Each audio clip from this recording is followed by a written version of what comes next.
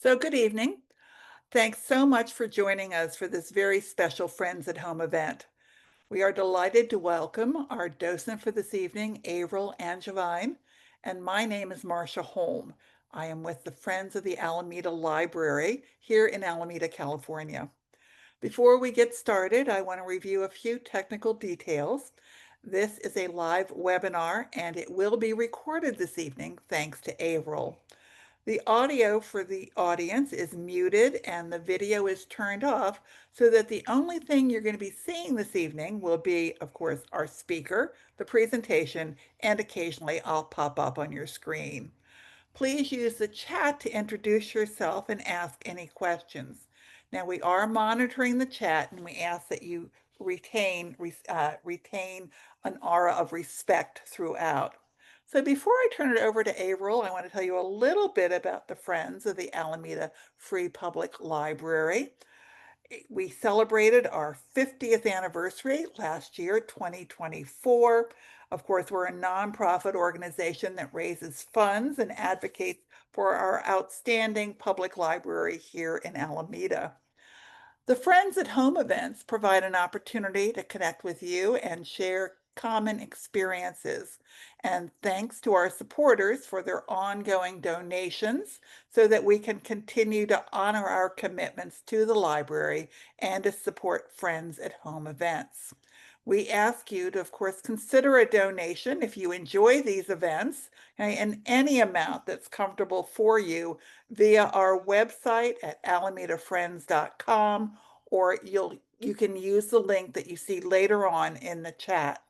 So I hope that you have come prepared with a cup of tea or a glass of wine or your after dinner coffee, and you are ready to settle in for what's going to be a fascinating talk that's going to be looking at the work of Ruth Asawa. Of course, we have an exhibition of her work at San Francisco MoMA. It's going to be on view through September 2nd. So Avril, I'm going to turn it over to you. Thank you, Marcia, and hello, everybody. I'm happy to be here tonight to talk about one of San Francisco's favorite artists, as we can see by the number of people who signed up tonight, Ruth Asawa. So let me bring up my, share my slides here. So tonight's topic is the world, that is the life and the work of Ruth Asawa. And her life and her work were intimately connected, probably more than many artists and even more than many women artists. She worked in her home. Her family was around her all the time, and life and art were part of a beautiful whole for her. So as you probably know, and I hope some of you have seen already, there's a wonderful exhibit this spring and summer, as Marcia said, through September 2nd, of Ruth Asawa's work at SF MoMA.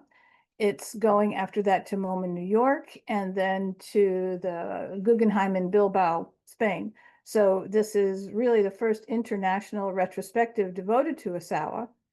And in this exhibition, they have certainly taken pains to show much more than the intricate wire sculptures for which she is best known.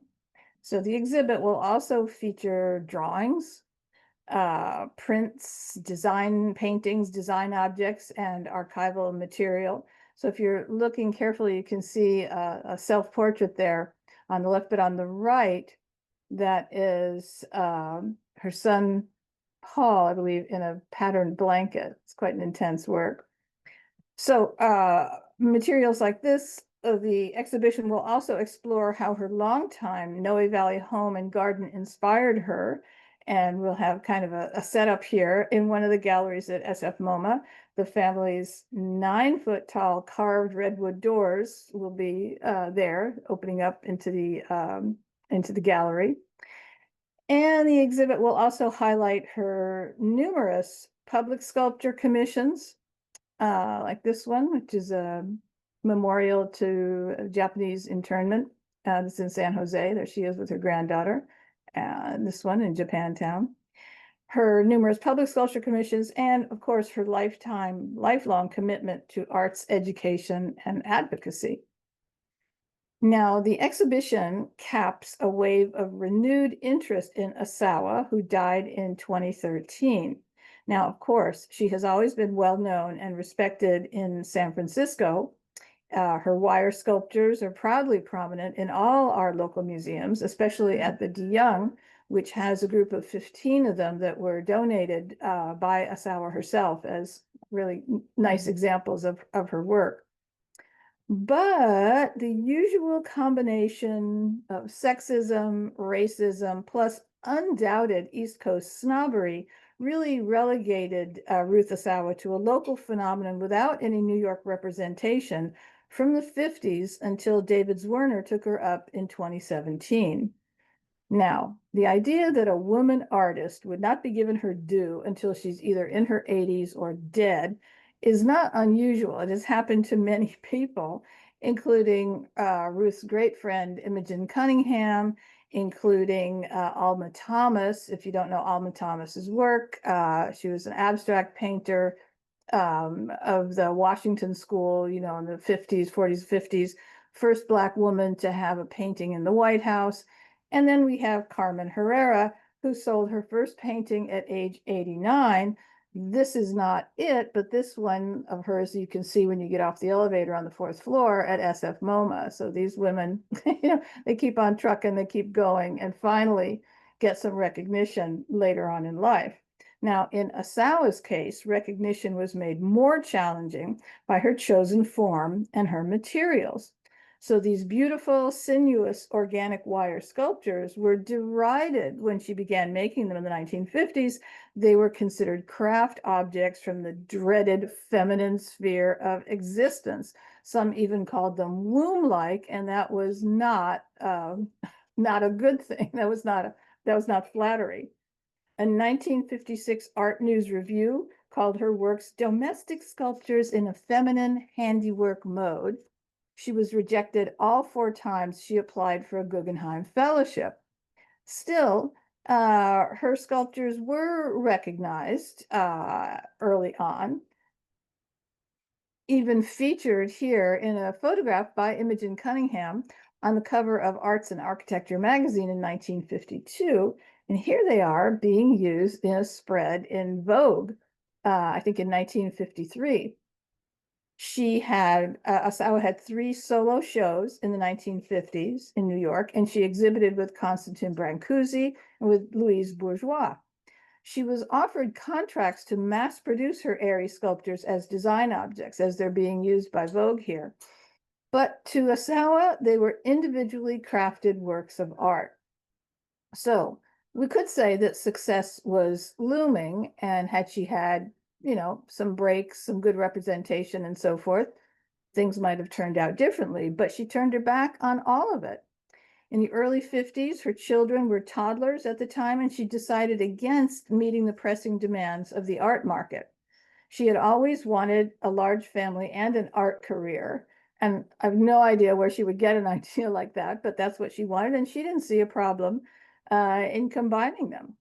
Plus, these delicate sculptures of hers were often damaged when they were sent back to California, which contributed to her decision to stop exhibiting on the East Coast. She focused on San Francisco, where, as I said, she also devoted much of her time to arts education and to public artworks. And we will see what an artist of her imagination could do in a San Francisco home with 6 children in it. And there they are. So her presence in the American art market would indeed stay largely paused for decades, until mere months before her death in 2013, when one of her works sold for $1.4 million at Christie's, New York.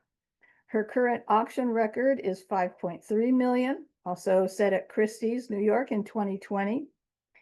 In 2022, she was featured in the first post-pandemic Venice Biennale, which was entitled The Milk of Dreams. And if that's not enough recognition, she was honored on US stamps in 2020. And in 2024, she became the 23rd woman artist to have a crater on Mercury named after her. She joins her friend Imogen Cunningham and Dorothea Lange and 100 men in this honor. Now, today, obviously, it's clear that Asawa's wire sculptures were groundbreaking objects that anticipate much of what we see in art today. Use of humble materials, daily life materials, inspiration from natural forms, attention to positive and negative space, with this incredible intuitive geometry that she masters. In fact, organic forms, and by that I mean shapes that recall the shapes of nature or of the human body, generally curved, often irregular, different than hard angled geometric shapes. So, organic shapes were actually frequent in mid century art. Now, where did this come from? Possibly arose from what we see in certain surrealist art of the 20s and 30s. Much of it used organic shapes, different approaches, but I never miss an opportunity to show a painting by Salvador Dali, who is not just organic but erotic, but you can see the interest in the human body and human shapes there. So there's that perhaps, but also in the post-war era, perhaps there was also a desire to reject the machine in favor of nature and natural forms and to look to nature to help us get back to a healthier world. And in fact, I'd like to recall for you the ending of Kurt Vonnegut's novel Slaughterhouse-Five. So after the main character, Billy Pilgrim, survives the bombing of Dresden in an underground slaughterhouse, Slaughterhouse-Five, he wanders outside, and this is how the novel ends. The trees were leafing out. There was nothing going on out there, no traffic of any kind. There was only one vehicle, an abandoned wagon drawn by two horses. The wagon was green and coffin shaped. Birds were talking. One bird said to Billy Pilgrim, Pooty Weet is a famous ending that nature has come back. Dresden is nothing, but the trees are there and the birds are speaking again. So this is a mid-century idea, and Osawa's works have obvious connections to other mid-century uses of organic form in art, such as we see in Isamu Noguchi, his tables, furniture, his lamps, and so forth, to Charles and Ray Eames's experiments with plywood, and even to the abstractions of painters like Helen Ludberg, a great Los Angeles painter of the era. But with their interlocking lobes and nested forms, Asawa's works remain instantly identifiable, even though each one is unique. So, Ruth Asawa was born in 1926 in Norwalk, California, down in SoCal, near where I come from. Her parents were Japanese immigrants and they had a farm. They raised strawberries, green beans, and tomatoes. As immigrants, they did not own the farm, but they worked very hard. Here is Ruth's third grade class. She's right in the center of the bottom row. Um, and I find looking at this rather an extraordinary diversity of kids in this image, a little bit surprising, 1935. Um, let's see, early experiences that Ruth would have had on the farm, like maybe tying beans to string, for example, may have predisposed her to the painstaking wire crafting of her later works. She made bracelets out of baling wire, and she also once mentioned that her feet, dangling off the back of a horse-drawn leveler, would trace patterns in the dirt. So you can imagine what your feet would look like. That not unlike the organic shape she ends up creating. And she studied calligraphy at a Japanese Saturday school. Now, of course, the Depression was hard for the Asawas, like it was for everyone, but World War II was worse. When it broke out, Asawa, along with 120,000 others of Japanese ancestry, was interned to protect the US from potential acts of sabotage. Asawa, with her mother and 5 siblings, was sent to live in a horse stable at Santa Anita Racetrack in what is now the town of Arcadia, kind of ironically one of the largest Asian American communities in North America. And eventually they were sent to the Rower relocation camp in Arkansas. Her father had been arrested earlier by the FBI and was sent elsewhere, and he was arrested after having burned or buried everything in the house that was too Japanese, like books and dolls and things like that. So here, this is actually a photograph by Dorothea Lange of young girls weaving camouflage nets in one of the camps. And I don't know, I don't think that's Ruth Asawa, but it's an idea of, again, the kind of work that was done there that she already kind of knew how to do and kind of connects with her hand weaving use. But actually, Ruth Asawa was suddenly freed from farm work, and she spent much of her time drawing and painting, instructed by interesting people, like, for instance, some 3 or 4 men who had worked as animators for Disney gave classes in the grandstands at Santa Anita. In 1942, the Asawas were shipped by train, as I said, to Rower Relocation Camp in Arkansas. Let's see. There they are. There's Ruth is in the top row over on the right. There's some cool dudes in the front. I know. She finished high school there. She was art editor of the yearbook. There's a little bit of her early work. She spent 16 months there at Rower until a Quaker organization gave her a scholarship to attend Teachers College in Milwaukee, Wisconsin. And there's a pass she had to get out and to go to Milwaukee, Wisconsin. Reflecting on her time as an internee, in 1968, Asawa said, "I hold no hostilities for what happened. I blame no one. Sometimes good comes through adversity. I would not be who I am today had it not been for the internment, and I like who I am." A rather extraordinary statement. Well, in Milwaukee, Asawa was met by discrimination. Apparently, she did her teacher training, but she could not get a position as a student teacher, right? So she abandoned the teaching idea, and here she is at that time, and ventured to Black Mountain College in Asheville, North Carolina, the incredible experimental incubator of mid-century American art. While she was there, John Cage, Robert Rauschenberg, Willem de Kooning, Joseph Albers, Buckminster Fuller, and Merce Cunningham were all there. So this is like the best plan B anybody ever came up with. And there we can see it's probably working on one of Fuller's geodesic domes, which apparently were first made from slats of Venetian blinds, right? It looks like what they're working with. So Black Mountain was conceived by idealistic and progressive faculty in 1933. It was rural, it was isolated, and it put the practice of the arts at the center of the curriculum and made students responsible for their own education. And students were expected to do everything. Work on the farm, they had a farm, work in the kitchen, sometimes even build structures and furniture. Classes were optional, and their ethos, our central and consistent effort is to teach method, not content, to emphasize process, not results. Study programs were interdisciplinary, and students were encouraged to use ordinary materials, whatever was at hand, in their work. And since there was a farm, baling wire was actually plentiful. Now, Black Mountain had a profound effect on Ruth Asawa, who said of her time there, "Art was at a high level and living was very difficult. We lived in crude beds and we were so poor we had to scrounge around with leaves and rocks.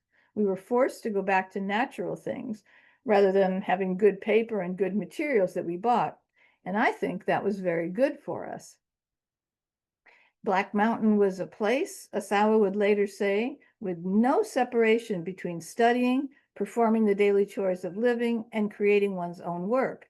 And this radically changed her life and gave her the template by which she lived for the rest of her life. So she studied with Joseph and Annie Albers. Joseph Albers, is the preeminent color theorist. He was later taught at Yale for a long time and influenced everybody. And his wife, Annie, kind of basically the inventor of modern weaving. And Asawa's early paintings and graphic works display the repetition of forms and the interest in positive and negative space that will also characterize her sculptures. So here's a couple of her early works, and the one on the left, I mean, that's really rather uncanny. The shapes in there are exactly what we see in her wire sculptures, but this is not exactly abstract work. It's not figurative at all, but it's more like design work, right? Patterns and so forth that she's interested in. this early work by Asawa, which actually is quite small, it's a little one, hints at the rhythmic geometry that would come to define her sculptural practice, with these abstract arrow-shaped forms that seem to dance across the red canvas in a kind of a linear choreography. It does indeed look like legs look like dancing. In fact, while she was studying dance with Merce Cunningham, so like she studied dance with Merce Cunningham, while she was doing that, she created pictorial studies of bodies moving through space and the choreography of their repetitive and overlapping movements. So not only did she dance, it inspired some of her artworks as well. A couple more things of hers, and the one on the right, we'll see a form like that in sculpture later on. Got another one? Yeah, another kind of, again, very organic, very blobby, very mid-century kind of images here. Now, in 1947, Ruth and her sister followed the Albers to Mexico, and in the town of Toluca, as the story goes, Ruth discovered the method that she later used to create her sophisticated structures. But sophisticated, the inspiration was not. Local craftswomen used this technique to make, oops, there's another picture. There it is, to make baskets for eggs. Now, Asawa's technique is sometimes described as crochet, but it's not really. It's a continued series of looped E's made from one piece of wire formed around a wooden dowel. That's what it looks like close up. Now, her earliest efforts in wire were fairly simple, but she saw the capacity of looped wire structures to support weight and retain form. Now, the artist Paul Klee took a line for a walk, he said, in his drawings, but Asawa did much more when she used a line, that is, one piece of wire, to make a three-dimensional object, a transparent, plant-like organism that's both rigid and supple, of metal and of air, of substance and of shadow, inside and out at the same time. Asawa's sculptures stagger us in their complexity and daring. In other words, they are art. And I think you'll see at the exhibition at SF MoMA, I myself had never seen the number of her wire forms. There are just some astonishing wire forms, things that I had never seen at all. They're really impressive, and there's just like dozens of them, on and on. So this one, interestingly, this one is called Hanging Open Form with a Disc, 4 upward ears and 4 downward tails. I like that. So in these paradoxically rigid and fluid structures, the number of loops in a sculpture affects its form and its transparency. More loops make the structure appear more ephemeral, but they also make it stronger. Now, balancing the wire pieces was apparently the most difficult part of the construction process, and Asawa would not allow unbalanced pieces to be shown. And from the mid to the late 50s, her interlocking technique progressed to allow two forms to interpenetrate and pass through each other, a high point in her experiments in looped wire. And don't even ask a question. I don't know how they're done. She was always a little bit cagey about her method, and I don't know how these things are created. They're really fantastic. So they're fragile, even though they are made of wire. By the way, if you happen to have a sculpture, a wire sculpture by Ruth Asawa, this is how you're supposed to handle it. The sculptures are not collapsible. Once the wire loops bend, they stay bent until they're conserved to their original form, and rebending the wire can affect the patina. They're not heavy. Small ones might weigh just a few pounds. Bigger ones, the biggest, might be 50 pounds, that's all. The safest position is vertical, suspended by a hanging wire with a swivel at the top of the sculpture. I'm sure if you have one, you have it hanging like that in the living room. Now, Black Mountain College gave her the courage to become an artist and the creed by which she would live the rest of her life. That's not all. While she was there, she met architecture student Albert Lanier and fell in love. FYI, she was 5 feet tall and he was 6'5". So opposites attract. Joseph Albers told Albert Lanier, never let her stop doing her work. You must make sure she does her work. And he did. They were married in 1949 in San Francisco, which had passed laws in 1948 allowing interracial marriage. California was one of the first American states to do so, and that's one of the reasons that they came here. They raised 6 children together. And as I said, family was not just the background or an adjunct to her art, both were intimately connected. Asawa worked tirelessly, reportedly sleeping as little as 4 hours a night. When the children were in bed, she made work. And her unique practice was actually shaped by the realities of childcare. Um, According to Janet Bishop, a curator at SF MoMA, she said, unlike working with oil painting, for instance, where it's harder to put something down and then go into the kitchen and tend to a pot of soup, Asawa worked intentionally with materials that could be put down and picked back up again. And she made these fantastic sculptures at home. Here, here's how. I mean, is this an incredible picture or what? Everybody's helping out. There she is with a big spool of wire, and the kids are all either participating or doing their own art projects. Just an absolutely fantastic image. And here's how you do these things. It's quite amazing. She apparently had a swiveling hook attached to the opening between the living room and the kitchen so that she could work and keep an eye on things at the same time. Now, throughout her life, Asawa continued a practice she developed early on. She drew every day. And I guess that's what makes you an artist, same as writing every day makes you a writer. In 2023 to 24, the Whitney Museum of American Art opened an exhibit called Throughline. The first time a major institution focused so extensively on Asawa's non-sculptural work, her drawings, graphic works, and watercolors, many never previously exhibited. Asawa herself had been turned down by museums and galleries, including the De Young in San Francisco, when she requested that her drawings and graphic works be shown instead of her sculptures.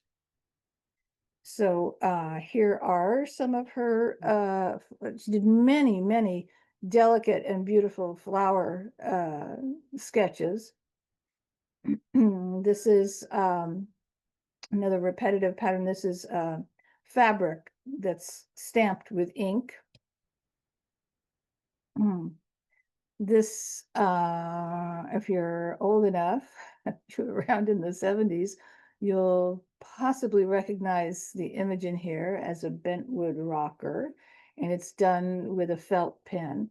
And you can see, I noticed in the exhibit, there's just dozens and dozens of works like this that show this kind of repetitive practice that we also see in her wire sculptures. It's kind of all of a piece. Here is a shot from the Whitney exhibit. I myself, not real convinced by the wallpaper, but it's an example of some of her works. There's more bentwood chairs there. Working in wire, she said, was an outgrowth of my interest in drawing. My curiosity, she said, was aroused by the idea of giving structural form to the images in my drawings. These forms come from observing plants, the spiral shell of a snail, seeing light through insect wings, watching spiders repair their webs in the early morning, and seeing the sun through the droplets of water suspended from the tips of pine needles when I'm watering my garden. Now, a couple of friends brought her a dried desert plant, and this inspired Asawa to begin creating tide wire sculptures in the 1960s. She actually wanted to draw this plant, but it was so tangled that she found that it was easier to reproduce it in wire.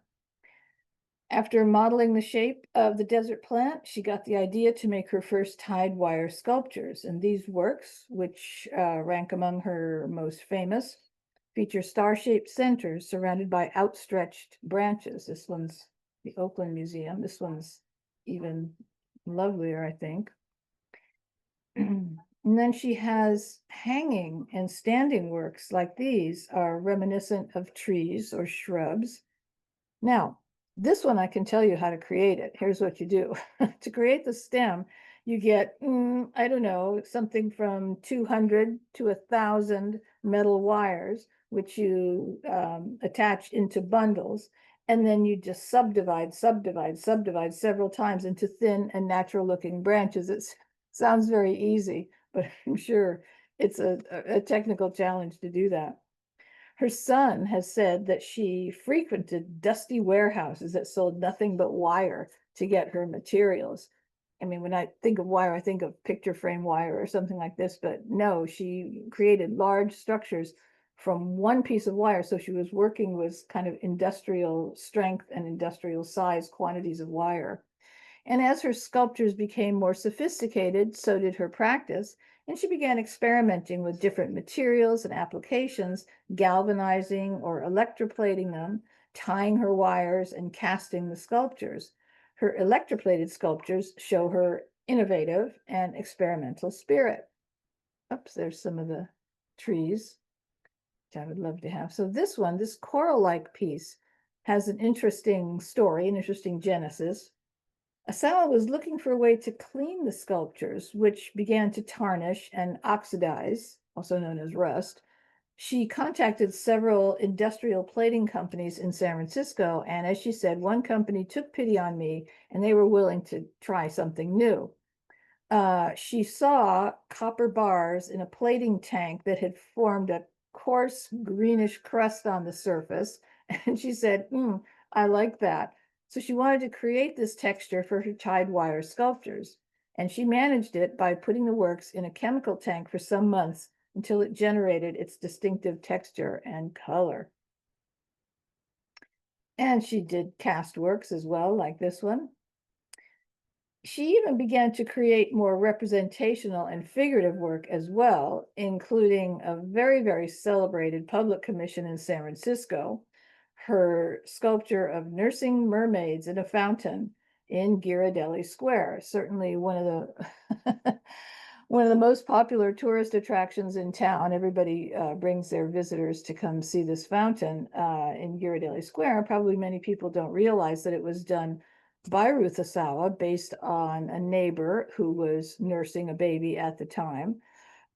She was commissioned by the landscape designer Lawrence Halprin to do this for Ghirardelli Square that he was developing. Um, but I guess if you asked Ruth Asawa for a sculpture, you probably anticipated something like the things I've just been showing you, not this. And he didn't like it. And also, the breasts were probably a little bit too much for many people in San Francisco at the era. But it's one of those things that has become beloved in town. Many other public commissions. And if you're interested on SF MoMA's website, there's a map that shows you where all of them are. This one called Aurora from 1984, made of 120 welded stainless steel triangles. So the original design for this, you can easily imagine, is simply folded paper. However, to do something like this at this scale, you need really accurate design in order to be fabricated into metal. And there it is. Her husband, Albert, calculated all the angles, the dimensions, and how the sculpture would be supported structurally. So he was a partner and a supportive partner as an architect all their life long. It's a drawing of, this is so different from the idea of folding paper into a shape that you're going to then reproduce. These two bronze fountains set in a river of stones recall, abstracted lotus or water lily flowers. They're perfect for their setting in Japantown, with echoes of both Japanese paper folding techniques and of forms important in Japanese art. They have a commanding presence, but they too started off as explorations in paper. And here's her daughters working on them, making them. Something else that you might not be familiar with, I was not until I put this together, is something she did at the Beringer Winery in Napa on the history of wine, the history of wine. So, on this incredible vessel, we see all kinds of stories. There are medieval knights on either side of an oval crest with the two B's for the two Beringer brothers, inspired by figures in the stained glass window inside the mansion, for Jacob and Frederick Beringer, who established the winery in 1876. There's also an image of Marvin Gaye, the singer, lounging among the leaves with a musical note above his hat. He's thinking and perhaps singing about grapevines, I'm sure. So that's very cool. Beneath the tree on this thing, you'll see a tiny couple on a bench. That's Ruth and Albert. And further around to the left is a gentleman in Victorian clothing gesturing towards a big drooping vine. And that's George Yount, who planted Napa Valley's first grapevines in the 1830s and gave his name to Yountville nearby. And one final cool image here you'll see is a truck with figures gathered around a big paper plan. They're sitting on the back of the truck with the gate down. One of the figures is Ruth, and another is Piero Musi. So Musi was one of the worked with Ruth on bronze casting projects from his foundry in Berkeley. And apparently, Ruth was so enthusiastic about this commission that she started explaining it to him right there in the parking lot. And that scene is represented here. And here's there they are around the truck. Now, in 1965, going back a little bit, Asawa was inspired by a Life magazine article picturing Roman masks and busts. And this inspired her to learn how to cast faces, and she learned from a school art teacher. Eventually, she cast the faces. Oops, so there she is. There we are. She cast the faces of perhaps 600 people, doing it so often that she kept a 25-pound sack of plaster of Paris in her kitchen right next to the flower over there, so as to be ready when the next opportunity presented itself. So, how do you do this? This I can also tell you. First, you cover the face and the hairline in Vaseline. Then you cut out a cardboard pattern to fit the outline of the face, which acts as a base for the plaster mold. So you put a thin layer of plaster all over the face, the chin, the hairline, and as it begins to set, you add layers and strengthen it. So after 5 minutes, 8 minutes, the plaster is removed and set aside to harden. At this point, the model has to comb bits of plaster and Vaseline out of hair, eyebrows, eyelashes, kind of messy work. And the next day, Asawa would press clay into the mold to create the positive ceramic mask, which was dried and later fired in the kiln, which she kept in her garage, like we all do, have a kiln in the garage. She left behind a personal collection of more than 300 masks and gave hundreds away in her lifetime. And here are some of them. The Cantor Museum at Stanford acquired 233 of her masks in 2020. And there's some Cyril Magnan. You may remember Jan Yanahiro, newscaster, some people that she did. So, more messy work. She did many collaborations with children, teaching them to sculpt with baker's clay made from flour, salt, and water. For the San Francisco Fountain outside the Grand Hyatt, San Francisco, she worked with friends, family, and 100 children across the city to model tiny local scenes in relief for this drum-like basin that was then cast in bronze. So what do we see on there? I think I have a close-up. We've got Mission Dolores, San Francisco's oldest building. We've got the Alvarado School, where her children's school, the San Francisco Ballet with dancers on stage. Let's see, we've got the French Laundry there. It's not the one in Yountville. It's just a real French Laundry. Conservatory of Flowers is there. Now, in 2013, with the construction of Apple's new flagship store on the site of the fountain, it was at risk of becoming yet another casualty of redevelopment, but at the urging of local community groups, historical and art societies, and some private citizens, Apple reconsidered its plans for the space. And the day before her memorial service in Golden Gate Park, the announcement was made that the fountain would be preserved and would remain in its historic location in a newly designed plaza between the Apple store and the Hyatt Hotel. Now, known not just for art, of course, Asawa was celebrated for her devotion to activism, especially to educating children and giving them the opportunity to develop artistic skills.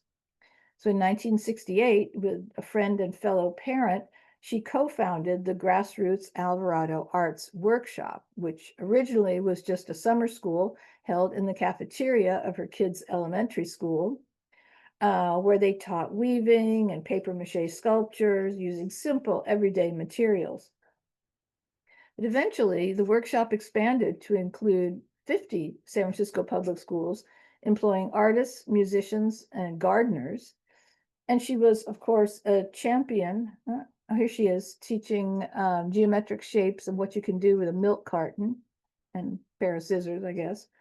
She was a champion for the founding of a dedicated School of the Arts in 1982, which was renamed in her honor in 2010.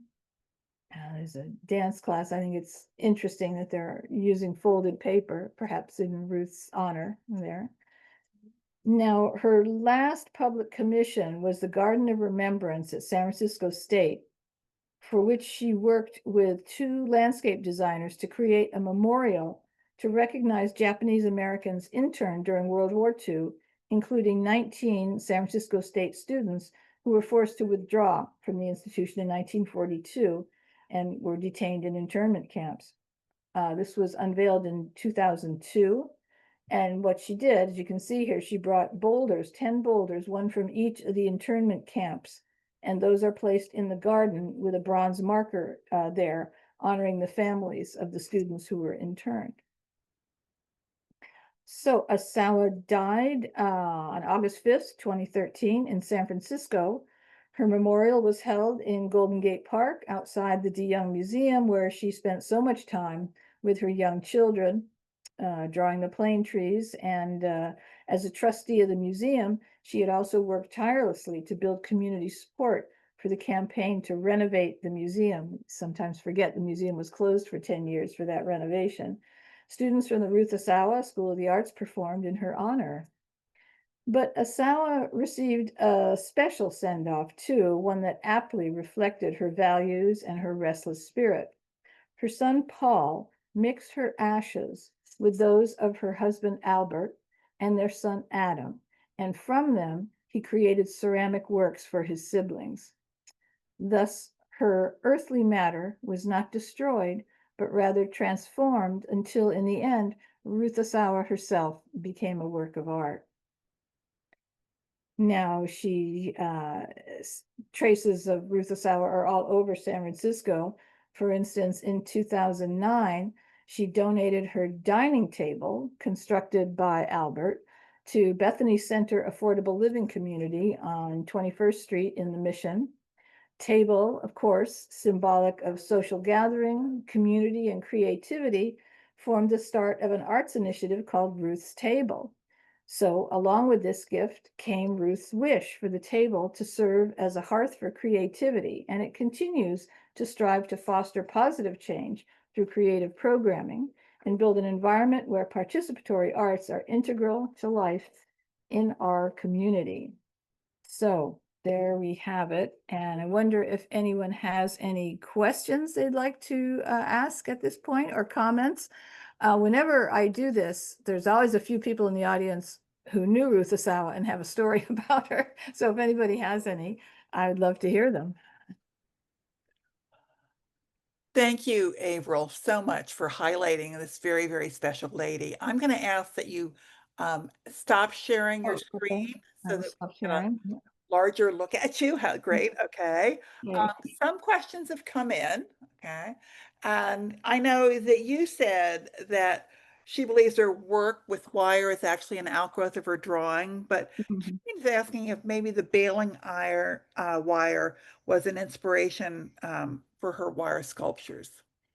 I would think so. I would think they're all connected. I guess one thing I would say in the eternal artistic battle between line and color, Ruth Asawa is definitely on the line side. So between drawing and drawing with wire and so forth, yeah, I think it's interesting. Sometimes you read about people like this and how something in a very young childhood experience then ramifies up and can become part of their art. And so, yeah, I'm sure her early experiences with wire at least made her comfortable even thinking about working with that material. But it's interesting to think of drawings in 3 dimension that way, and that's how she saw them as well. Oh, that's a lot of questions here.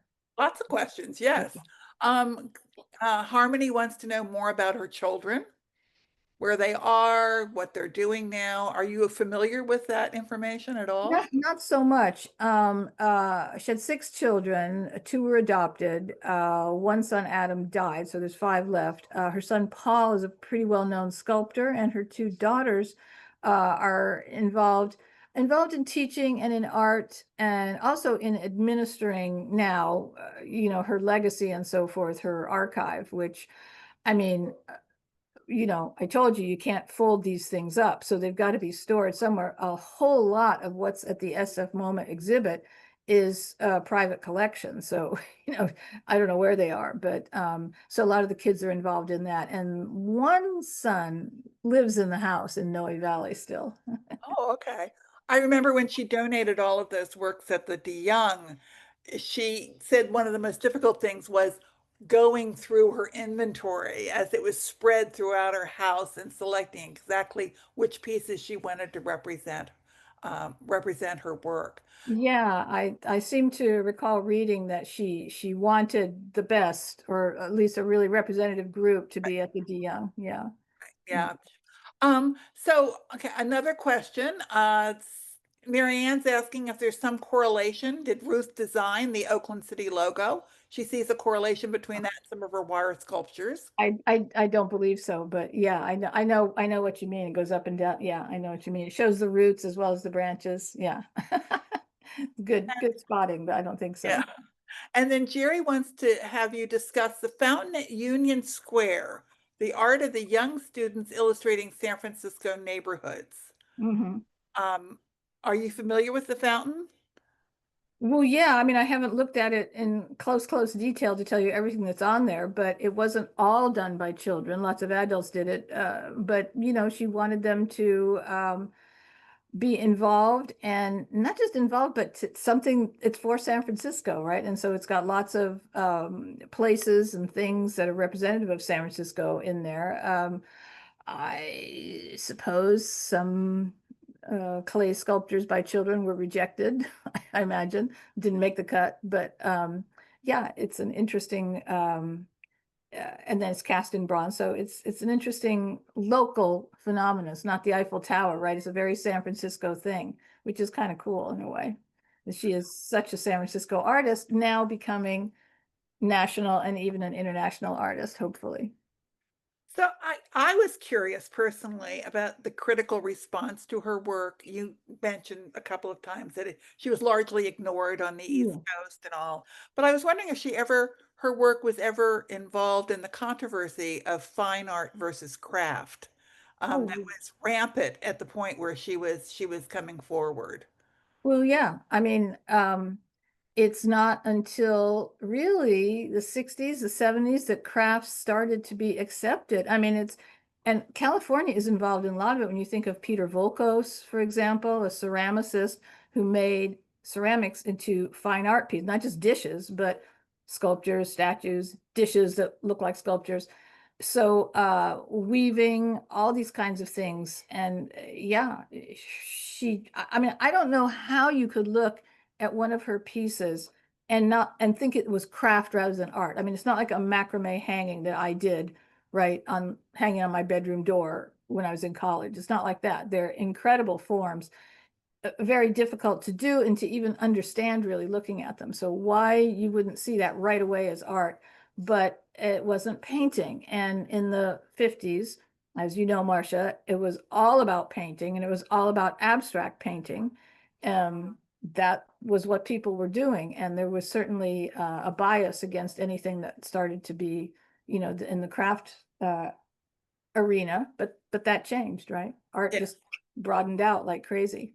I was wondering if that was also a contributing factor for her having such a difficult time being acknowledged on the East Coast. Probably, Yeah. probably. because a probably. lot of the art versus craft controversy was going on here in California, Yeah, a as lot you of said, with Peter Volkus, and they were yeah, definitely contemporaries. And yeah, so, yeah, yeah, and I yeah. was wondering if her husband's name is associated with that piece of sculpture on the Embarcadero, the steel piece that he, Oh, it made me think of okay. Kuji Vimber and Klaus Oldenburg and how her name has finally gotten, Yeah. associated with his work. And I was just wondering if Lanier's work is associated with that. I don't know that. I should go down there and look and see if there's a plaque and what it says. I Um, think we all should go. Okay. everybody should go. Yeah. Uh, okay, you're getting lots and lots of kudos as always, April. Just everybody thinks this is a magnificent presentation, understandably. We did have one comment. Lily Lanier is a very noted artist in herself. That's one of Oh, one of the granddaughters, yeah. great Mhm. granddaughters, right? Yeah, that's right. So there's children, there's grandchildren. Yeah, it's a big family. And I'm sure they're all connected some way or another to art. How could you not be? I don't know. And Gail made the comment. She said she heard another presentation on the exhibition, but she was so pleased that this was so different. Okay, Hmm. and just you covered such a nice mix of background and the artwork itself. So thank you. Another kudo. And of Okay. course, we always have those come asking us to donate. So, all right. And last chance for questions, folks, or comments. We will urge everybody to go see the exhibition. Um, Catherine wants everybody to know it's just a beautiful presentation on a Thanks, remarkable Kathy. artist. So great. April, thank you so much for joining Thank you, us. Marcia. It's my pleasure, as always, to As be always, here that's talking right. on That's Zoom. right. I want to thank everybody for attending tonight's talk. And of course, many thanks to April as well as to our backstage help, which includes Karen Manuel, Kivas Brownson, and Nirja Dave, as well as Kumar Fonzie, who organizes the talks. Now, we have an outstanding program coming up in July. It's on modern art in America. You can look forward to tuning into that on Wednesday, July 16th, again at 7 p.m. And once again, please make use of that link to make a donation to the Friends of Alameda Free Library at Alameda Friends. Of course, your donation is going to allow us to continue sponsoring events just like this evening's. So you can watch our website, the newsletter, and our Facebook page for additional events and for registration information. And of course, again, thank you to all of you who attended this evening. It is such a pleasure to spend time with you. Thank you very, very much.